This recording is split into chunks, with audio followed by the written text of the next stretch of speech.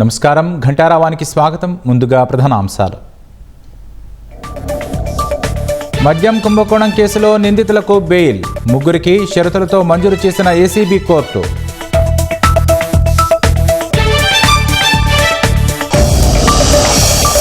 తురకపాలెంలో ఇంటింటా వైద్య పరీక్షలు చేస్తున్న 50 బృందాలు, అనారోగ్య సమస్యలపై ఆరా తీస్తూ వివరాల సేకరణ.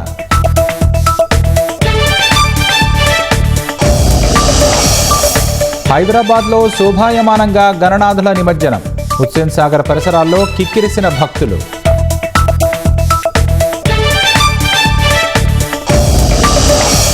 తెలంగాణ మేడ్చల్ జిల్లాలో డ్రగ్స్ తయారీ యూనిట్ గుట్టు రట్టు, 13 మంది అరెస్ట్, 32,000 లీటర్ల ముడిసరుకు స్వాధీనం.